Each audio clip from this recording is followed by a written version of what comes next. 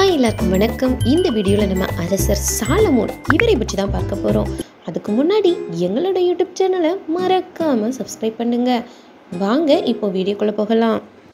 தாவீது இறந்ததுக்கு அப்புறமா அவருடைய மகனான சாலமோன் தான் இஸ்ராயல் நாட்டை ஆட்சி செஞ்சுட்டு வந்துட்டு இருந்திருக்காரு. அப்படி இருக்கும்போது அவருடைய தந்தை இறக்குறதுக்கு முன்னாடி ஒரு சில வார்த்தைகளை தன்னுடைய மகன்கிட்ட சொல்லியிருக்காரு. இனிமேல் இந்த நாட்டு மக்களுக்கு நீ தான் அரசனாக இருந்து இவங்கள வழி நடத்த போகிற. அதனால் உன்னுடைய ஆட்சி எப்படி இருக்கணும் அப்படின்னா ரொம்பவே நீதியான நேர்மையான ஆட்சியாக இருக்கணும். கடவுளுடைய விதிமுறைகளையும் அவருடைய நியமங்களையும் நீ கடைபிடித்து வாழணும் அப்படிங்கிறதெல்லாம் சொல்லியிருந்திருக்காரு. சாலமோனும் அந்த மாதிரி தான் அவருடைய ஆட்சியை நடத்திட்டு இருந்திருக்காரு. இப்படி இருக்கிற சமயத்தில் ஒரு நாள் கடவுள் சாலமோனோட கனவுல தோன்றுறாரு. உனக்கு என்ன வரம் வேணும் கேள் அப்படின்னு சொல்லி கேட்குறாரு.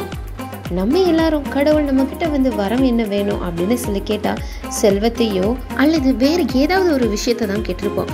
ஆனால் சாலமோன் அப்படி எதையுமே கேட்கலையா. அவர் என்ன கேட்டிருக்காரு அப்படின்னா, கடவுளே, நான் ஆட்சி செஞ்சுட்டு வந்துட்டு இருக்கிற இந்த மக்கள் ரொம்பவே பெரிய தொகையினர். அதாவது இந்த நாட்டில் கணக்கிட முடியாத அளவுக்கு நிறைய மக்கள் இருக்காங்க. நான் இந்த மக்களுக்கு நீதி வழங்கக்கூடிய வகையில் நன்மை எது தீமை எது அப்படின்னு பகுத்தறியக்கூடிய ஞானம் நிறைந்த உள்ளத்தை நீங்கள் எனக்கு தரணும் அப்படின்னு சொல்லி கேட்டிருக்காரு. சாலமோன் கேட்டது கடவுளுக்கு ரொம்பவே ஆச்சரியமாக இருந்திருக்கு. கடவுளும் ஞானம் நிறைந்த உள்ளத்தை சாலமோனுக்கு வழங்கியிருக்காரு. அது மட்டும் இல்லாமல் கடவுள் என்ன சொல்லியிருக்காரு அப்படின்னா, நீ நீடிய ஆயிலையோ அல்லது செல்வத்தையோ கேட்கல.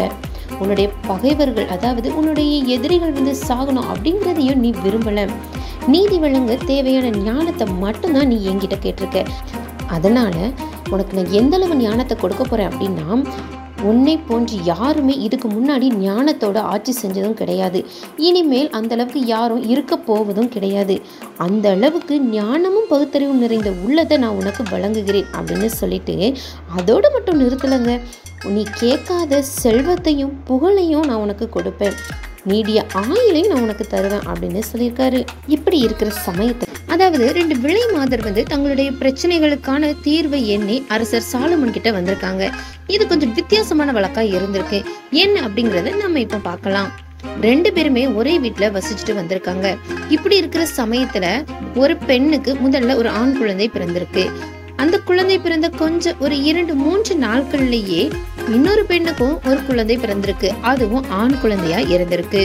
ஒரு நாள் இரவு தூங்கும் பொழுது ஒரு பெண் தூக்கத்துல புரண்டு தன்னுடைய குழந்தை மேலேயே விழுந்திருக்கா. இதனால தன்னுடைய குழந்தை இறந்து போயிருந்திருக்கு. உடனே இவன் என்ன பண்ணிட்டா, தன் கூடவே இருந்த அந்த பெண்ணினுடைய குழந்தையை எடுத்து தன்னுடைய பக்கத்துல வச்சுட்டு இறந்து போன இந்த குழந்தைய அந்த பெண்ணோட அருகில வச்சுட்டு உறங்கிட்டாளாம். இந்த பெண்ணும் தூக்கத்துல எழுந்து தன்னுடைய குழந்தைக்கு பால் கொடுக்கலாம் அப்படின்னு சொல்லி பார்க்கும் பொழுது அது இறந்து போய் இருந்திருக்கு. விடியும் பொழுதுதான் தெரிஞ்சிருக்கு இறந்து போய் இருந்தது தன்னுடைய குழந்தை இல்ல, உயிரோடு இருப்பதே தன்னுடைய குழந்தை அப்படின்னு இவன் நினைச்சிருக்கா.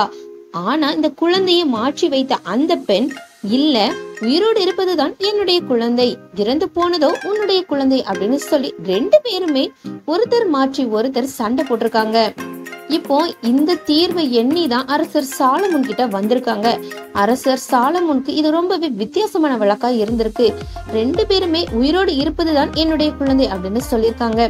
உடனே அரசர் இந்த இடத்துல எந்த அளவுக்கு ஞானத்தோடு யோசிச்சு தீர்ப்பு வழங்கியிருக்காரு தெரியுமா?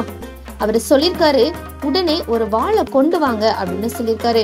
அந்த வாளை கொண்டு வந்த உடனேயே உயிரோடு இருக்கிற இந்த குழந்தையை 2ஆ வெட்டி ஒரு பகுதியை இந்த பெண்ணுக்கும் இன்னொரு பகுதியை மற்றொரு பெண்ணுக்குமா கொடுங்க அப்படின்னு சொல்லிட்டாராம். அந்த குழந்தையினுடைய உண்மையான தாயோ நெஞ்சம் பதறி போய், அரசே வேண்டாம், இந்த குழந்தைய அவளிடமே கொடுத்து விடுங்கள் அப்படின்னு சொல்லியிருக்கா.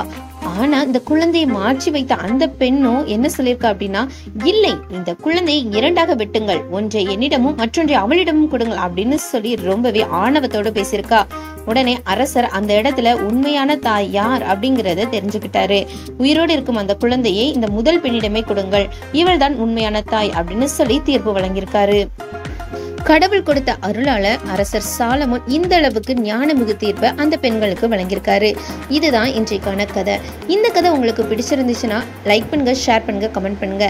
இது போன்ற மேலும் பல கதைகளை அறிய எங்களோட யூடியூப் சேனலுக்கு மறக்காம சப்ஸ்கிரைப் பண்ணுங்க.